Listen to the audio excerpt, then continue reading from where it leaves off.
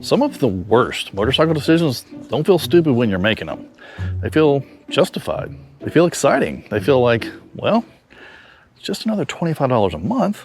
And that's exactly how a rider ends up bored after year one when they've still got 6 more years of payments on that bike, with a loan balance bigger than the bike's trade-in value. And somehow there's also a $900 jacket, a custom paint job, and a protection package buried in the paperwork. These are motorcycle financial decisions that may seem harmless at first, but they can haunt your wallet long after that new bike smell wears off. First off, let's not pretend that motorcycles are logical purchases, because they are not. No one wakes up one day and decides, you know what would be the most responsible financial decision for my retirement plan? A loud machine with 2 wheels, no climate control, limited storage, and direct exposure to inclement weather. We buy motorcycles because we love them. We buy them because they make a normal Saturday feel like something worth remembering. We buy them because sometimes a ride around the block does more for your mental health than sitting on the couch pretending to be responsible. Am I telling you to never spend money on your motorcycle? Of course not. That would be ridiculous. I spent money on my motorcycles. You spent money on your motorcycles. Half the people watching this right now probably have a motorcycle part sitting in their garage that they haven't installed yet, but they're insisting it was absolutely necessary. And honestly, I can sympathize, but there's a big difference between spending money on something that you enjoy and accidentally trapping yourself in a financial decision that's gonna follow you around for years. And that's what we're talking about today, because some motorcycle purchase mistakes are small. You buy the wrong set of gloves, you hate them, you move on. You buy a set of chrome skull valve stems caps because you misguidedly thought they looked cool. That's fine, we've all had awkward moments like that. But some mistakes are a lot harder to shake.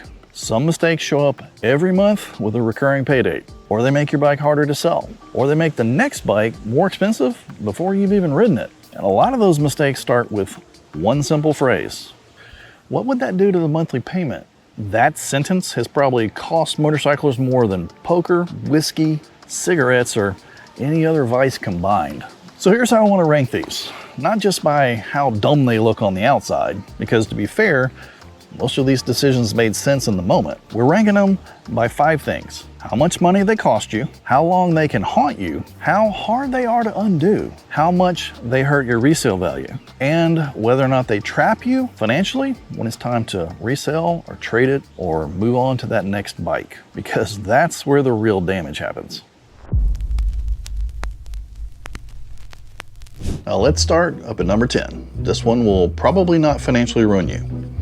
Probably. I guess it depends on the brand, but it's one of the first motorcycle money traps that a lot of new riders fall into. I'm talking about buying every piece of branded gear on day one. And look, I get it. You just bought the bike. You're fired up. You've got the keys in your hand. Maybe the paperwork's done, and suddenly you walk past that dealership apparel section. And there it is. That wall of temptation. Shirts, hoodies, hats, gloves, coffee mugs, keychains, baby onesies, and you could probably find a branded grill spatula if you look hard enough. I'm not even kidding. And at that exact moment, your brain stops thinking like a financially responsible adult and starts thinking like a man who just joined a sacred cult. So you start grabbing those goodies, and suddenly, before you've even put a single mile on the motorcycle, you've spent enough on branded gear to single-handedly make your credit score drop. Now, I'm not saying don't buy that shirt. Buy that shirt. If you're excited about your bike and you want to wear the logo, then wear the logo. There's nothing wrong with being proud of what you ride. Probably half of us out there have got shirts from dealerships we visited on that one trip because apparently we have to have tactile proof that we were there. That's part of the fun. The problem arises when that dealership apparel haul becomes part of the same emotional spending spree as the motorcycle purchase itself. By the time you're done completing the experience, you've completed a financial transaction that probably should have been split across 6 birthdays and a Christmas. For some of us, new riders especially, money you just spent on lifestyle merch should have gone towards actual riding gear, a quality helmet, good gloves, real riding boots, a jacket with actual crash protection, you know, pants that are better than blue jeans. Plus, if you roll apparel, accessories, and gear into the same financial transaction as the bike, now you might be paying interest on that t-shirt long after it's faded, shrunk, or the t-shirt that you only wear when you're mowing the lawn. That's a whole different level of ridiculousness. Nobody should still be making payments on a hoodie in year 4. So the smarter move is simple. When you buy the bike, slow down, enjoy the moment, take the picture, shake the salesman's hand, post that dramatic right-away shot on the gram like the rest of us. But when you walk past the apparel wall, ask yourself one question. Am I buying this because I need it, or because I'm still riding the emotional high from the purchase? If the answer is emotional high, then maybe buy one shirt, not the entire fall collection. And if you can't say no to a $75 t-shirt at the dealership, that finance chair is going to be a dangerous place for you. Buying cheap motorcycle gear is one of those mistakes that actually feels responsible at the time. You're just trying to save some money. And I respect that. Motorcycling is expensive. Not every piece of gear needs to be the official premium version that they wear in MotoGP. There is absolutely nothing wrong with shopping smart or even budget friendly. Just be careful that budget friendly doesn't translate into cheap junk, because now you end up buying the same thing over and over again because the first version was never really good enough to begin with. That cheap pair of gloves looked fine online. They had knuckle protection, they had aggressive colored stitching. Then you wore them for 1 month and the stitching's already coming apart, and somehow they made your hands both sweaty and cold at the same time, while also staining your hands black.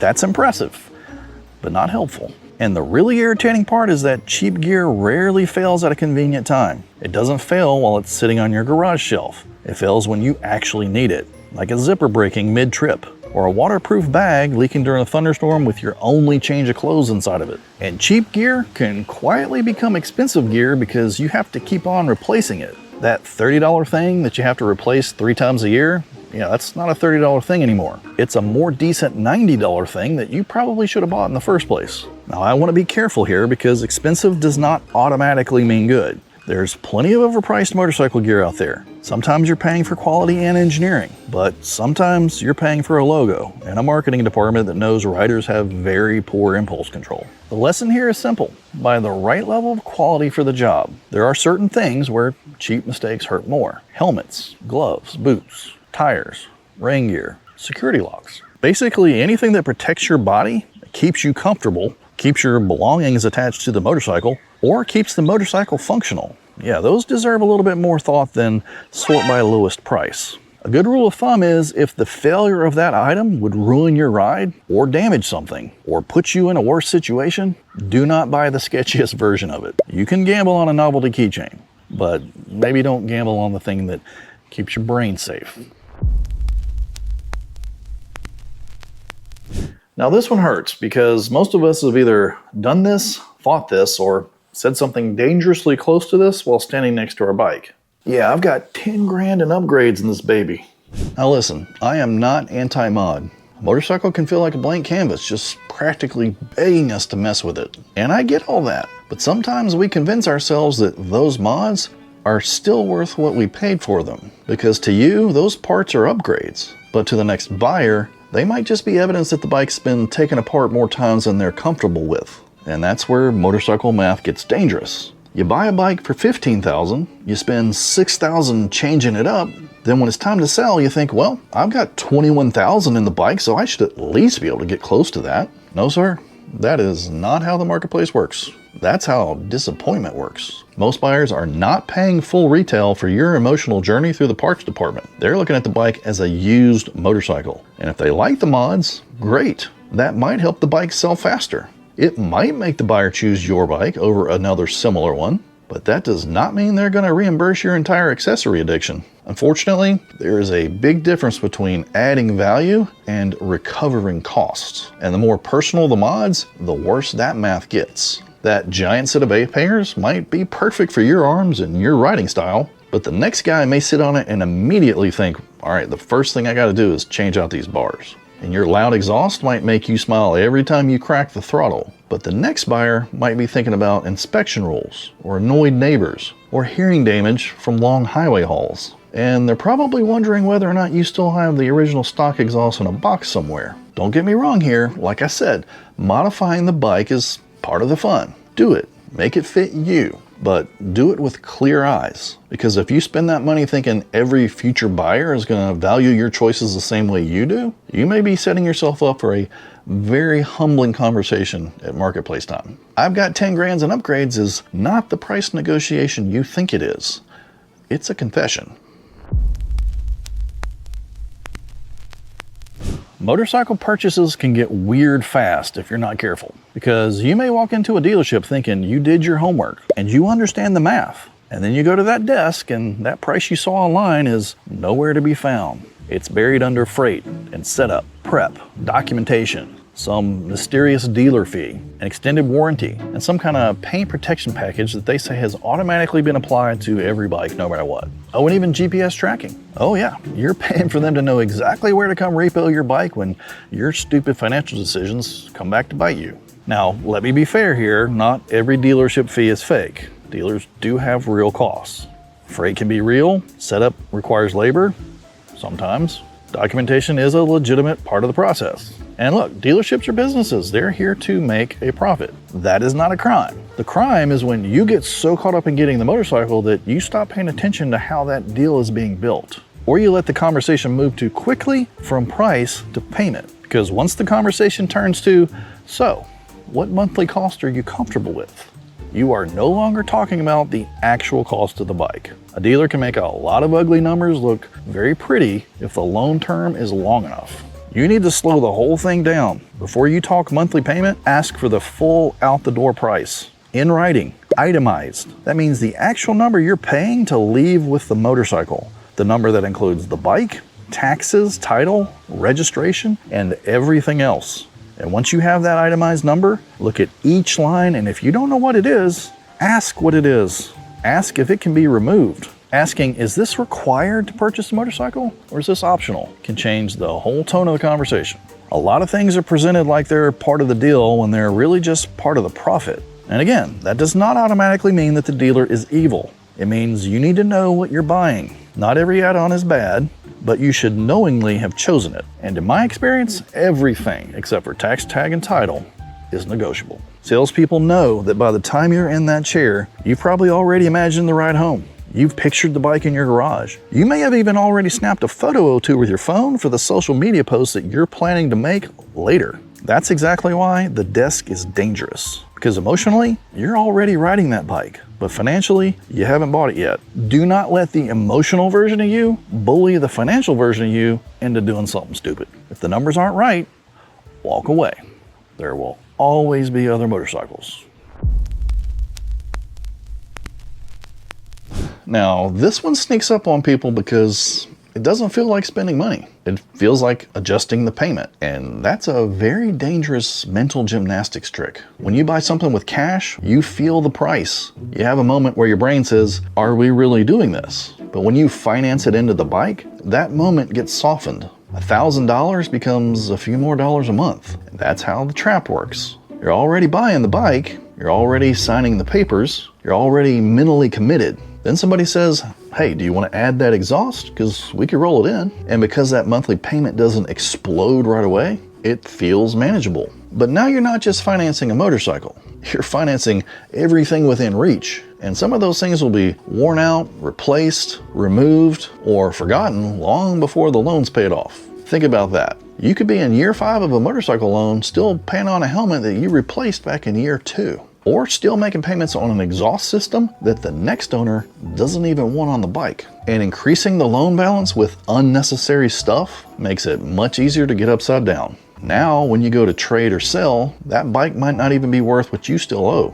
Getting gear is fine, and it's necessary. Getting mods is fun, and in some cases it may even add value. Just don't let everything get blended into one monthly payment stew, because once it gets all mixed together, it becomes much harder to tell what you're really paying for. There is something deeply ridiculous about financing a jacket. There is something even more ridiculous about financing a branded t-shirt. This is a really good reason to set yourself a gear and accessory budget before you walk in to make the purchase.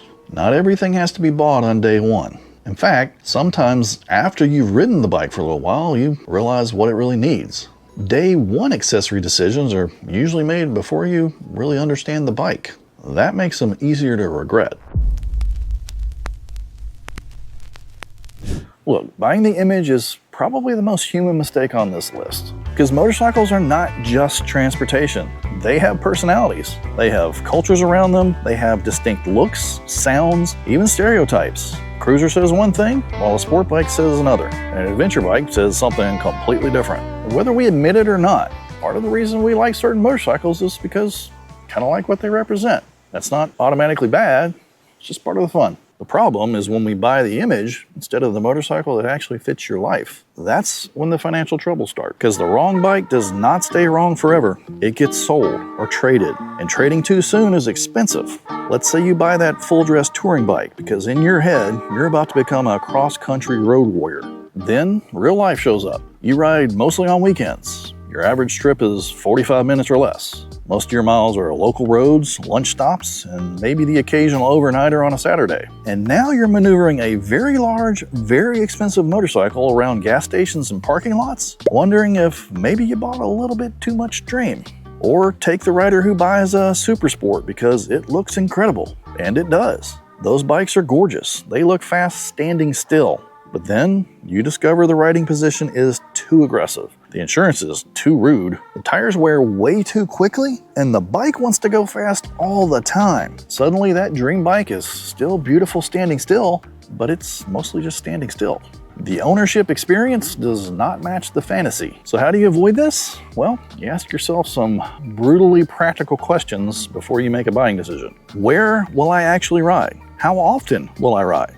Will I ride alone? Do I care more about comfort or performance? Do I need storage? Do I need wind protection? Can I handle this weight confidently? Will this bike still make sense after the newness wears off? And maybe the biggest question of all, am I buying this bike because I want to ride it or because I want to be seen owning it?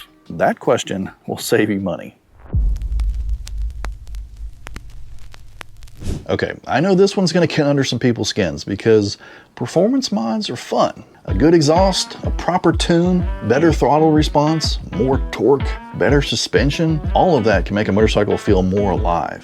I'm not going to sit here and pretend performance upgrades don't make people smile. The issue is not performance mods. The issue is performance mods as a substitute for rider skill. Because there's a lot of riders out there spending thousands of dollars to make the bike faster when the bike is not the limiting factor. The rider is. And that's not an insult. That's just true for most of us. Most motorcycles today have more capability than the average rider uses. Even middleweight bikes are really quick. Modern sport bikes are ridiculous. Big cruisers make serious torque. And adventure bikes are way faster than people think. And even bikes that are not considered fast by internet standards are often still plenty fast in the real world. The honest question is, what problem are you solving? Is your bike actually too slow? Is the throttle response really bad? Is the suspension really that poor? Or are you just trying to win bragging rights at some bike night or between you and your riding buddies? Because winning a conversation at bike night is very expensive, and most bikes already have more than enough performance for public roads. Spending serious money to make a bike stronger, louder, sharper, and maybe less forgiving? It's kind of pointless if the rider still has the exact same braking habits, the same cornering technique, the same low-speed control, the same habit of looking at the thing they're trying not to hit, and the same lack of practice. So now they have a faster bike being ridden by the exact same rider. That is not always progress. A lot of riders start chasing engine upgrades before they've addressed the basic stuff that would actually improve the ride, like proper setup, comfort, practicing, advanced training, smoother throttle control, better cornering technique. Those things may not sound as cool as cams in a tune, but they often make a much bigger difference in how confidently and safely you ride. Plus, there is also a downside to unnecessary performance mods that riders tend to ignore. They can affect warranty or reliability. They can even impact insurance in some situations. And they can definitely make that bike harder to sell if that buyer thinks that they've been ridden too hard or modified poorly. And if the work's not done right, now your expensive upgrade becomes an expensive diagnostic adventure. There's nothing quite like paying a bunch of money to make your motorcycle run worse. That is a special kind of pain and regret.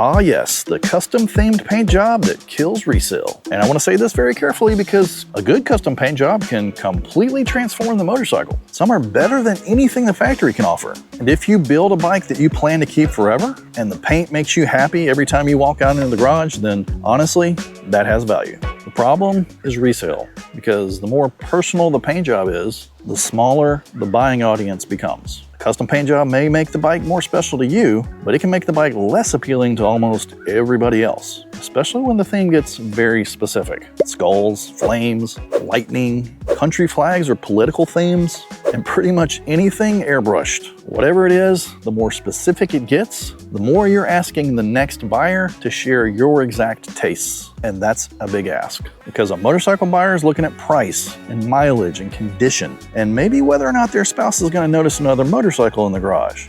Now you're also asking them to fall in love with your personal art project. You might say, hey, this paint job cost me $5 grand, to which a buyer might think, great, now I gotta spend $3 grand to undo that. And now your expensive custom paint job becomes a request for a discount. Not to mention, if a bike has been repainted, people may wonder why. Was it just for looks, or was it dropped or wrecked? And those kind of lingering questions can kill a sale. That doesn't mean you should never paint a motorcycle. It just means you need to know what kind of paint decision you're making. A clean, high-quality paint job may help a bike stand out, but once that paint becomes a personal statement, resale gets more complicated, especially if your name is on it. And I mean that literally. If your nickname is painted on the tank, please understand that the next buyer probably does not also go by Big Sledge.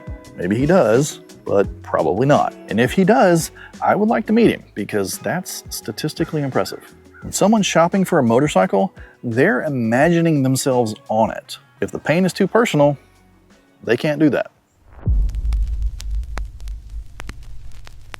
This one deserves to be near the top because it's so easy to understand, and it's so hard to escape once you're in it. I'm old enough to remember when financing any vehicle for even 5 years was the option that you wanted to avoid, not the norm. Now you can go up to 7, and the 7-year loan is dangerous because it makes a more expensive motorcycle feel affordable. You look at the price, you feel a little nervous, then somebody stretches that payment out over 84 months, and suddenly that number looks manageable.